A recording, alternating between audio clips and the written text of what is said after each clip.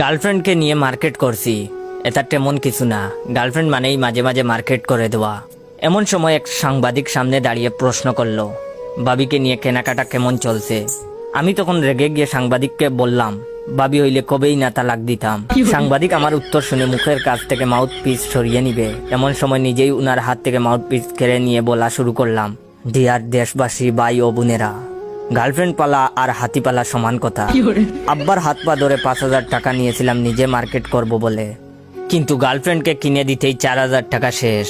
পায়ের সেরা স্যান্ডেল খুলে ক্যামেরার সামনে গিয়ে ধরে বললাম, এই যে দেখুন আমার স্যান্ডেলের অবস্থা। প্রত্যেক দিন ছিঁড়ে গেলে মুচির কাছে যাই সেলাই করতে। কালকে রাগ করে মুচি বলে দিয়েছে, ভাই দয়া করে তুই আমার স্যান্ডেলটা নিয়ে যা। তাও আর এই স্যান্ডেল আনিস না। গায়ে দেওয়া শার্টের কিছু অংশ উপরের দিকে তুলে ক্যামেরার সামনে ধরে বললাম, এই দেখুন বেল্টের জায়গাতেও রশি দিয়ে বেঁধেছি। অনেকদিন আগে প্যান্টের বেল্ট ছিঁড়ে গেছে, ভেবেছিলাম এবার একটা বেল্ট কিনবো, কিন্তু গার্লফ্রেন্ডকে দিতে দিতেই টাকা শেষ। দোকানদারগুলোর কথা আর কি বলবো, মেয়ে মানুষ নিয়ে দোকানে ঢুকলেই 20 টাকা দামের জিনিস 200 টাকা হয়ে যায়। আরে ভাই, বাংলাদেশে 300 টাকার এনার্জি বাল্ব যদি 200 টাকায় ছাড়ে দিতে পারে কোম্পানির প্রচারের জন্য, তোরা কেন এই গরিব দেশের অবাগা প্রেমিকদের জন্য ছাড় দিবি না? এই দেশে কি বিচার নাই? আপনারা ভাবছেন আমার গার্লফ্রেন্ড আমাকে কিছু দেয়নি?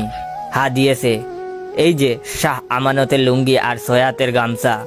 গার্লফ্রেন্ড কিনে দেওয়ার সময় কি বলেছে জানেন?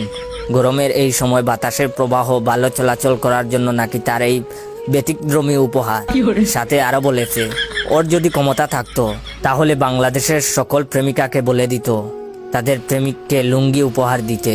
আরো কিছু বলতে যাব এমন সময় সেই সাংবাদিক আমার পা ধরে বলল, ভাই আপনার দুহাই লাগে, ভাই আমার চাকরিটা খাইয়েন না। যা বলার ইতিমধ্যে লাইভে বলে ফেলেছেন। সাংবাদিকের কথা শুনে কলিজা শুকিয়ে গেল, কারণ আব্বা সারাদিন টিভি দেখে। যদি কোনোভাবে এই সংবাদ দেখে ফেলে তাহলে এবার পিঠের উপরে উঠবে। এর মধ্যে দেখি পকেটে ফোন বেজে উঠলো। বের করে দেখি আব্বার ফোন। বয়ে শরীর কাঁপতে লাগলো। পাশে তাকিয়ে দেখি গার্লফ্রেন্ড ও দৌড় দিছে। ফোন রিসিভ না করে রেখে দিলাম। একটু পর দেখি আব্বা মেসেজ দিয়েছে, বাবা আজকে মুখ ফুটে যে সত্য কথা বলেছিস এটা লক্ষ প্রেমিকের মনের কথা। আজ যদি রবীন্দ্রনাথ বেঁচে থাকতো তাহলে নির্ঘাত তোকে নিয়ে কবিতা লিখতো।